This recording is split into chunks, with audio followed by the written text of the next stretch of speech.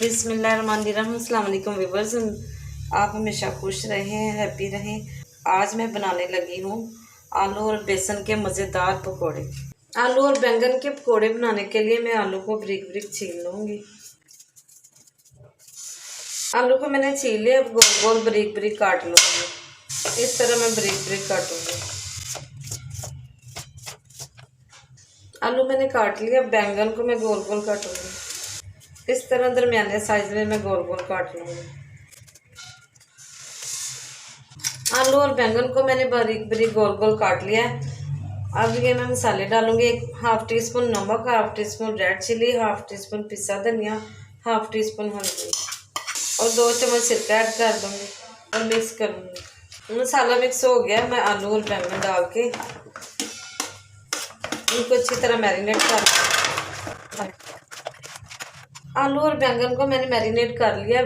इसे 1 घंटे के लिए मैं रख दूँगी। आलू और बैंगन को मैरिनेट हुए 2 घंटे हो चुके हैं।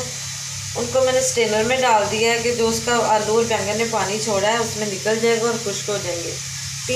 3 चम्मच मैंने बेसन लिया है, उसमें हाफ टी स्पून नमक डाल दूँगी और हाफ टी स्पून सुरख मिर्च डालूँगी और इन्हें मिक्स करूँगी। बेसन को मैंने मिक्स कर लिया। अब आलू का एक पीस लूँगी और उसको बेसन में ऐसे डिप करके रखती जाऊँगी। खुश्क बेसन मैंने लिया, पानी नहीं डाला। सारे आलू की मैंने बेसन में कोटिंग कर दी है।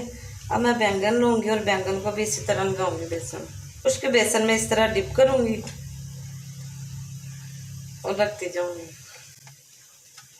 कढ़ाई मैंने चूल्हे पे रख दी है। 2 कप मैंने ऑयल डाल दिया। ऑयल हमारा गर्म हो चुका है। अब मैं आलू डाल दूँगी। मीडियम फ्लेम में मैंने फ्राई करूँगी। ज़्यादा नहीं डालूँगी, उतने ही डालूँगी कि जितनी आसानी से हो जाए, इनमें स्पेस रहे और आपस में जुड़े ना। आलू के पकौड़े एक तरफ से फ्राई हो चुके हैं, कलर आ गया। अब मैं इनकी साइड चेंज करूँगी और दूसरी साइड से भी फ्राई कर लूँगी। दोनों तरफ से फ्राई हो चुके हैं, गोल्डन सा कलर आ गया। मैंने निकाल लूँगी और दूसरे डाल दूँगी और इन्हें भी इसी तरह फ्राई करूँगी।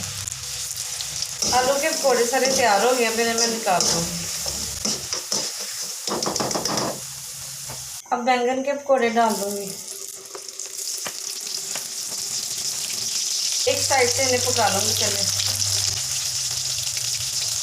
एक साइड से पक चुके हैं, मैं इनकी साइड चेंज कर दूँगी और 2 मिनट के लिए इधर से भी पका लूँगी। गोल्डन सा प्यारा सा कलर आ गया।